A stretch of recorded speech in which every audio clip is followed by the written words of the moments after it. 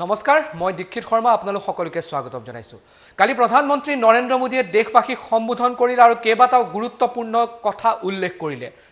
তাৰ মাজতে আছে এটা বিশেষ আৰ্থিক পেকেজ কৰোনা সংকটৰ পাছত লকডাউনৰ ফলত সমগ্ৰ দেশত অৰ্থনৈতিকভাৱে যি এক স্থবিৰ অৱস্থা আহিছে অৰ্থনৈতিকভাৱে এক যি প্ৰত্যাহ্বানৰ সন্মুখীন হ'ব লগা হৈছে তাৰ পাছতে প্ৰধানমন্ত্ৰীয়ে 20 লাখ কোটি টকাৰ এক অৰ্থনৈতিক পেকেজ আৰ্থিক পেকেজৰ কথা ঘোষণা কৰিলে আৰু এই আৰ্থিক পেকেজত কি থাকিব আজি বিত্তমন্ত্ৰীয়ে বিয়লি 4 বজাত ইয়াৰ কথা ঘোষণা কৰিব তাৰ লগতে লকডাউন 4ৰ কথা উল্লেখ কৰিলে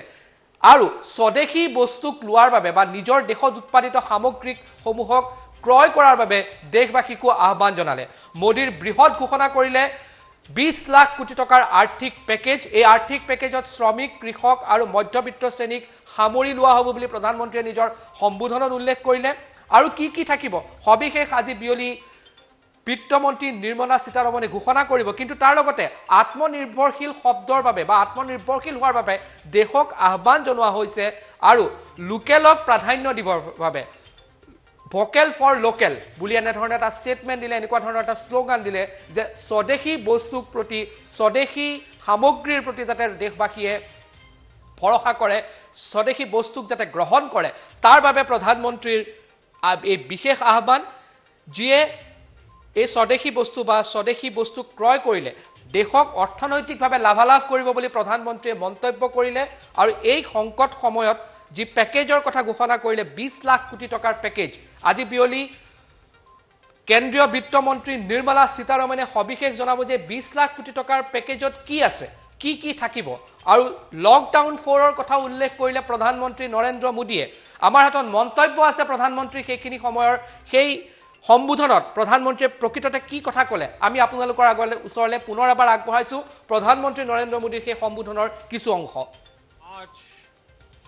नए संकल्प के साथ मैं आज एक विशेष आर्थिक पैकेज की घोषणा कर रहा हूं यह आर्थिक पैकेज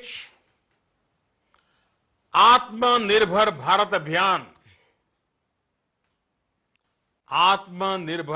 अभियान की अहम कड़ी के तौर पर काम करेगा साथियों हाल में सरकार ने कोरोना संकट से जुड़ी जो आर्थिक घोषणाएं की थी जो रिजर्व बैंक के फैसले थे और आज जिस आर्थिक पैकेज का ऐलान हो रहा है उसे जोड़ दें तो ये करीब 20 लाख करोड़ रुपए का है 20 लाख करोड़ रुपए का है ये पैकेज भारत की जीडीपी का करीब 10% है इन सबके जरिए देश के विभिन्न वर्गों को आर्थिक व्यवस्था की कड़ियों को 20 लाख करोड़ रुपए का संबल मिलेगा सपोर्ट मिलेगा 20 लाख करोड़ रुपए का एक पैकेज 2020 में देश की विकास यात्रा को 20 लाख 2020 में आत्मनिर्भर भारत अभियान को एक नई गति देगा आत्मनिर्भर भारत के संकल्प को सिद्ध करने के लिए इस पैकेज में लैंड लेबर लिक्विडिटी और लॉज सभी पर बल दिया गया है ये आर्थिक पैकेज हमारे कुटीर उद्योग गृह उद्योग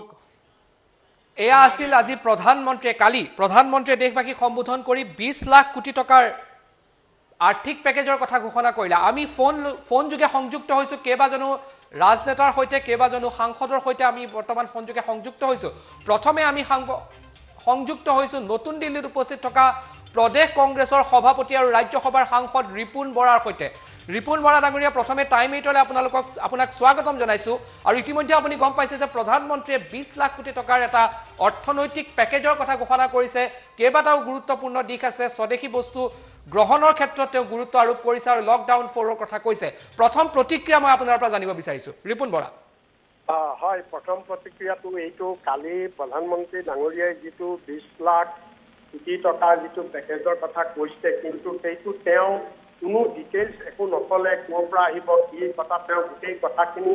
ফাইনেন্স মিনিষ্টাৰলৈ এৰিলে আজি ফাইনেন্স মিনিষ্টাৰে ডিক্লেয়াৰ কৰিব কিন্তু আমি একেবাৰে আজি ফাইনেন্স মিনিষ্টাৰ যিটো ষ্টেটমেণ্ট পালোঁ ফাইনেন্স মিনিষ্টাৰে কৈছে এই যে 20 লাখ কোটি টকা প্ৰধানমন্ত্ৰীয়ে যিটো পেকেজ হিচাপে কৰিছে সেইটো একজেক্টলি পেকেজ নহয় বুলি কৈছে তেওঁ কৈছে সেইটো এটা ইকনমিক ৰিফৰ্মছ যদি ইকনমিক ৰিফৰ্মছ হয় তেতিয়াহ'লে এইটো লং টাৰ্ম হ'ব ইকনমিক ৰিফৰ্মছৰ ৰিজাল্টটো আপুনি ইনষ্টেণ্ট লগে লগে নাপায় কিন্তু এতিয়া আমাৰ দেশত যিটো অৱস্থা হৈছে আমাক ইনষ্টেণ্ট ৰিজাল্ট লাগে ইমিডিয়েট বেনিফিট লাগে মানুহে ৰাস্তাত খাবলৈ নাপায় কট পকাই আছে চাৰিওফালে হাহাকাৰ গতিকে যদি ৰিফৰ্ম কৰে সেই ৰিফৰ্মৰ ৰিজাল্ট পাওঁতে আপোনাৰ ৰিজাল্ট পাওঁতে যথেষ্ট সময় লাগিব গতিকে মানুহে বাস্তৱিকতে ইমিডিয়েটলি একো বেনিফিট নাপাব তথাপি আমি ৱেইট কৰিছোঁ অপেক্ষা কৰিছোঁ ফাইনেন্স মিনিষ্টাৰে ডিটেইলছ দি ডিক্লেয়াৰ কৰে কিন্তু এপাৰেণ্টলি যদি আমি চাওঁ 20 লাখ কোটি টকা প্ৰধানমন্ত্ৰীয়ে যিটো পেকেজ কৰিছে কিন্তু কুৱেশ্যন আহিছে ক'ৰ পৰা আহিব এই 20 লাখ কোটি টকা কাৰণ বৰ্তমান গোটেই ভাৰতবৰ্ষত GST collection totally drastically GST collection আপোনাৰ ডাউন হৈ গৈছে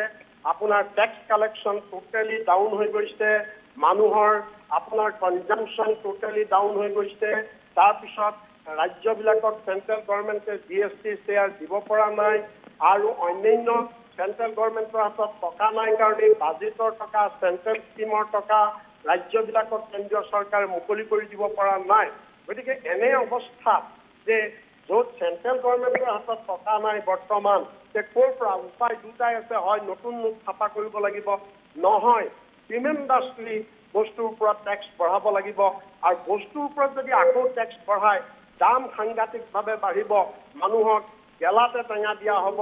এনেই মানুহৰ এতিয়া অৱস্থা নাই হাহাকাৰ এনেকুৱা অৱস্থাত যদি আকৌ বস্তুৰ দাম যদি তেওঁ বঢ়ায় সেই টেক্সৰ অতিৰিক্ত টেক্সৰে যদি এই 20 লাখ কোটি টকা যদি ৰিচোৰ্চ মবিলাইজ কৰিবলৈ যায় তেতিয়াহ'লে ই প্ৰকৃততে ৰাইজৰ কোনো উপকাৰ নহ'ব ই ৰাইজৰ ওপৰত দ্বিতীয় এটা মাধমাৰ মৰাহে হ'ব আমি সেইকাৰণে প্ৰধানমন্ত্ৰীক আমি অনুৰোধ কৰিছোঁ এইটো কৰাৰ পৰিৱৰ্তে তেওঁ যিটো আপোনাৰ চেণ্ট্ৰেল ভিষ্টা 20,000 কোটি টকাৰ যিবিলাক প্ৰজেক্ট লৈছে সেইবিলাক বন্ধ কৰক প্ৰজেক্টবিলাক বন্ধ কৰক সেই প্ৰজেক্টৰ টকা ইমিডিয়েটলি ডাইভাৰ্ট কৰক আৰু ইয়াৰ ডিটেইলছ চবতকৈ ডাঙৰ কথা আজি মাইগ্ৰেণ্ট লেবাৰ আজি MSME প্ৰায় 13 কোটি শ্ৰমিক আজি MSMEৰ লগত জড়িত হৈ আছে MSME আজি কমপ্লিটলি ফিনিছ হৈ গ'ল আজি 11 কোটি মাইগ্ৰেণ্ট লেবাৰ ৰাস্তাত ঘূৰি আছে ঘৰলৈ যাব পৰা নাই খাবলৈ পোৱা নাই এইবিলাকৰ ওপৰত কোনো ব্যৱস্থা লোৱা নাই কেৱল তেওঁ 20 লাখ কোটি টকাৰ সপোনটো দেখুৱালে নহ'ব এনেকুৱা সপোন আগতে দেখুৱালে 15 লাখ টকা পাব বুলি চবেই সপোন দেখুৱালে কিন্তু মানুহে নাপালে গতিকে এইটো তেনেকুৱা সপোনত যাতে পৰিণত নহয় তাৰ কাৰণে আমি দাবী জনাইছোঁ ৰিপুণ বৰা ডাঙৰীয়া মই এটা আপোনাৰ পৰা জানিব বিচাৰিম যি 20 লাখ কোটি টকাৰ পেকেজ দিলে সেইটো কেনেকুৱা ধৰণৰ হ'ব কি হ'ব সেইটো বাৰু বিয়লি 4 বজাত গম পোৱা যাব এই 20 লাখ কোটি টকাৰ পেকেজৰ ক্ষেত্ৰত বা এই গোটেই ঘোষণাৰ ক্ষেত্ৰত আপোনালোকৰ দলে আৰু এজন ৰাজ্যসভাৰ সাংসদ হিচাপে প্ৰদেশ কংগ্ৰেছৰ সভাপতি হিচাপে অসমৰ ক্ষেত্ৰত আপোনালোকৰ কি দাবী থাকিব ডেফিনেটলি অসমৰ বেলিকা আমাৰ দাবী থাকিব প্ৰথম কথা আমাৰ অসমত আমাৰ যিটো বৰ্তমান গোটেই অসমৰ টি ইণ্ডাষ্ট্ৰি কমপ্লিটলি ফিনিছ হৈ গৈছে আমাৰ অসমৰ টি ইণ্ডাষ্ট্ৰি ৰিভাইভ কৰিব লাগিব কাৰণ 40 লাখ মানুহ টি ইণ্ডাষ্ট্ৰিৰ লগত আছে গতিকে 20 লাখ কোটি টকাৰ পেকেজ আমাৰ টি ইণ্ডাষ্ট্ৰিত ৰিভাইভ কৰিবৰ কাৰণে দিব লাগিব আমাৰ কাগজ কল দুটা টোটেলি বন্ধ হৈ গৈছে তাতো হাজাৰ হাজাৰ শ্ৰমিক হাজাৰ হাজাৰ কৰ্মচাৰী অন্ধকাৰত পৰিছে সেইটো ৰিভাইভ কৰিব লাগিব ঠিক সেইদৰে আমাৰ ক্ষুদ্ৰ চাহ খেতিয়কবিলাক সম্পূৰ্ণৰূপে লকডাউনত তেওঁলোকৰ গোটেই ৰবৰ খেতিয়ক ক্ষুদ্ৰ চাহ খেতিয়ক আৰু অসমৰ যিবিলাক আমাৰ খেতিয়ক মাৰ্জিনেল এগ্ৰিকালচাৰিষ্ট আপোনাৰ উপান্ত কৃষক, এই গোটেই কৃষকবিলাক মূল কথা অসমৰ আমাৰ কৃষিভিত্তিক ইকনমি অসম, গতিকে আমাৰ কৃষকসকলৰ কাৰণে স্পেচিয়েল পেকেজ দিব লাগিব আৰু সকলো খেতিৰ কাৰণে স্পেচিয়েল পেকেজ এই 20 লাখ কোটি টকাৰ পৰা অসমৰ কাৰণে দিব লাগিব, আমি তাৰ কাৰণে দাবী জনাইছোঁ। হয় ৰিপুণ বৰা ডাঙৰীয়া, ধন্যবাদ জনাইছোঁ। আপুনি টাইম 8ৰ আগত আপোনালোকৰ দলৰ আৰু আপোনালোকৰ স্থিতিৰ সন্দৰ্ভত স্পষ্ট কৰিলে, তাৰ বাবে ধন্যবাদ জনাইছোঁ। এয়া আছিল প্ৰদেশ কংগ্ৰেছৰ সভাপতি ৰিপুণ বৰাই। কালি প্ৰধানমন্ত্ৰীয়ে 20 লাখ কোটি টকাৰ যি পেকেজৰ কথা ঘোষণা কৰিলে তাৰ সন্দৰ্ভত তেওঁৰ প্ৰতিক্ৰিয়া আছিলে। আমাৰ লগত আৰু কেইজন বিধায়ক সাংসদ সংযুক্ত হৈ আছে, আমি তেওঁলোকৰ লগতো কথা পাতিম। কিন্তু পুনৰ জনাইছোঁ যে কালি 20 লাখ কোটি টকাৰ পেকেজৰ কথা ক'লে, আজি বিয়লি 4 বজাত দেশৰ বিত্তমন্ত্ৰীয়ে ইয়াৰ সবিশেষ কথা উল্লেখ কৰিব। স্বদেশী বস্তুৰ ওপৰত তেওঁলোকে গুৰুত্ব দিয়াৰ কথা উল্লেখ কৰিছে প্ৰধানমন্ত্ৰীৰ ফালৰ পৰা। আৰু এই গোটেই কথাখিনিৰ মাজত লকডাউন 4 অহা 18 তাৰিখৰ পৰা আৰম্ভ হ'ব। কি প্ৰধানমন্ত্ৰীয়ে স্পষ্টভাৱে উল্লেখ কৰিছে যে এই লকডাউন 4ত নতুন নিয়ম হ'ব। এই নিয়মসমূহ কি হ'ব সেইটো কেন্দ্ৰীয় গৃহ মন্ত্ৰালয়ৰ ফালৰ পৰা খুব সোনকালে আজি বা কাইলৈ বা পৰহিলৈৰ ভিতৰত এই কথাখিনি স্পষ্ট কৰা হ'ব যে এই লকডাউন 4 কি হ'ব, কেনেধৰণে হ'ব আৰু কি তাত থাকিব। আৰু প্ৰধানমন্ত্ৰীৰ ফালৰ পৰা প্ৰধানমন্ত্ৰীয়ে এই কথা ঘোষণা কৰাৰ পাছত আজি প্ৰতিক্ৰিয়া ইতিমধ্যে দেশৰ লগতে ৰাজ্যৰ ৰাজনৈতিক মহলৰ লগতো আৰম্ভ হৈছে। আমাৰ লগত সংযুক্ত হৈছে বিৰোধীৰ দলপতি দেৱব্ৰত শইকীয়া। টাইম 8লৈ আপোনাক স্বাগতম জনাইছোঁ। আৰু প্ৰধানমন্ত্ৰীয়ে যি পেকেজ ঘোষণা কৰিলে তাৰ ক্ষেত্ৰত আপোনাৰ প্ৰতিক্ৰিয়া কি? নিশ্চিতভাৱে প্ৰধানমন্ত্ৰীয়ে যিখিনি কথা কৈছে এইখিনি আদৰণীয়, কিন্তু পূৰ্বেও এনেকুৱা ধৰণৰ বহুখিনি ঘোষণা হৈছিল যিখিনি কাৰ্যত ৰূপায়িত নহল। সেই গতিকে আমি চাব লাগিব এইখিনি আগন্তুক সময়ত কেনেকৈ প্ৰকৃতপক্ষে যিসকলৰ বাবে কোৱা হৈছে সেইটো চৰকাৰে যোগান ধৰিব পাৰে নে নোৱাৰে। দ্বিতীয়তে যোৱা সময়ছোৱাত প্ৰধানমন্ত্ৰীয়ে প্ৰতিজন 80 কোটি ভাৰতীয়ক খাদ্য যোগান ধৰা হ'ব বুলি কৈছিল 3 মাহলৈ। এতিয়াও অসমৰ আৰু ভাৰতৰ বিভিন্ন অঞ্চলত এই 80 কোটি মানুহে খাদ্য পোৱা নাই, এয়া সমীক্ষাত ওলাইছে। ঠিক তেনেকৈ আজিম প্ৰেমজী ইউনিভাৰ্চিটিৰ এটা ছাৰ্ভেত ওলাইছে যে ভাৰতৰ প্ৰতিজন যিসকলৰ জনধন জিৰ' বেলেঞ্চ একাউণ্ট আছিল তাত প্ৰতি মাহত 500 টকাকৈ দিব বুলি প্ৰধানমন্ত্ৰীয়ে ঘোষণা কৰিছিল। কিন্তু আজি মই পঢ়িবলৈ পাইছোঁ তাৰ প্ৰায় 50% অধিক বেংক একাউণ্টত সেই পইচা সোমোৱা নাই। সেই গতিকে আমি বৰ্তমান সময়ত যিসকল শ্ৰমিকে নিজৰ কৰ্মস্থলৰ পৰা গৃহভূমিলৈ প্ৰত্যাৱৰ্তন কৰিছে তেখেতসকলৰ আত্মবিশ্বাস ঘূৰাই আনিব পাৰিব লাগিব। তেখেতসকলক মনোবল বৃদ্ধি কৰাৰ পিছত আমি ঔদ্যোগিক ক্ষেত্ৰত নিশ্চিতভাৱে আগবাঢ়ি যাব পাৰিম। সেই গতিকে অসমীয়াত যি এষাৰ কথা আছে মই ক'ম, দেখিলেহে লেখিম, আজিৰ তাৰিখত মই এই কথাটোৱে ক'ব বিচাৰিম। হয়, বিশেষকৈ অসমৰ ক্ষেত্ৰত আপোনালোকৰ কিবা দাবী থাকিব নেকি শইকীয়া ডাঙৰীয়া? নিশ্চিতভাৱে অসমলৈ দেখা গৈছে যে আমি খবৰ পাইছোঁ বহুত যুৱক যুৱতীয়ে বাহিৰত হোৱা দুৰৱস্থাৰ বাবে এতিয়া ঘূৰি আহিব বিচাৰিছে। তেখেতসকলক অসমত কেনেকৈ অৰ্থনৈতিকভাৱে তেওঁলোকক নিয়োজিত কৰিব পাৰি। আমাৰ বিশেষকৈ এতিয়া আমি কৃষি খণ্ডত গুৰুত্ব দিব লাগিব আৰু ক্ষুদ্ৰ উদ্যোগৰ ক্ষেত্ৰত। সেই ক্ষেত্ৰত চৰকাৰে যদি বিশেষ কিবা পদক্ষেপ লয় সেয়া আমাৰ কাৰণে সকলোৰে বাবে শুভ হ'ব। আৰু তাৰ পৰৱৰ্তী সময়ত নিশ্চিতভাৱে আমি পুনৰ তেখেতসকলৰ আত্মবিশ্বাস অহাৰ পিছত ইণ্ডাষ্ট্ৰিয়েলাইজেশ্যনত যাব পাৰিব। হয়, ধন্যবাদ জনাইছোঁ দেৱব্ৰত শইকীয়া ডাঙৰীয়া। আপুনি টাইম 8ত নিজৰ মন্তব্য আগবঢ়ালে, প্ৰতিক্ৰিয়া ব্যক্ত কৰিলে। পুনৰবাৰ জনাইছোঁ যে 20 লাখ কোটি টকাৰ যি পেকেজ ঘোষণা কৰিছে তাৰ ক্ষেত্ৰত অসমক লৈ পেলাই বিশেষ পেকেজৰ দাবী কৰিছে বিৰোধীৰ ফালৰ পৰা। কংগ্ৰেছৰ ফালৰ পৰা কোৱা হৈছে, বিৰোধী দলপতিয়েও কৈছে যে অসমৰ ক্ষেত্ৰত বিশেষ কিছু ব্যৱস্থা গ্ৰহণ কৰিব লাগে। আজি বিয়লি 4 বজাত বিত্তমন্ত্ৰী নিৰ্মলা সীতাৰমণে সবিশেষ কথা ঘোষণা কৰিব। আৰু লকডাউন 4 18 তাৰিখৰ পৰা আৰম্ভ হ'ব, তাৰ বিষয়ে সবিশেষ তথ্য 2 দিনৰ ভিতৰতে গৃহ মন্ত্ৰালয়ে জাৰি কৰিব। আৰু 20 লাখ কোটি টকাৰ আৰ্থিক পেকেজ সমগ্ৰ দেশৰ বাবে কালি প্ৰধানমন্ত্ৰীয়ে ঘোষণা কৰিলে। আৰু বিশেষকৈ ভোকেল ফৰ লোকেল এই মূল মন্ত্ৰ দিছে প্ৰধানমন্ত্ৰীৰ ফালৰ পৰা। আৰু স্বদেশী বস্তু গ্ৰহণ কৰি স্বদেশৰ অৰ্থনৈতিক টনকিয়াল কৰাৰ আহ্বান প্ৰধানমন্ত্ৰী নৰেন্দ্ৰ মোদীৰ।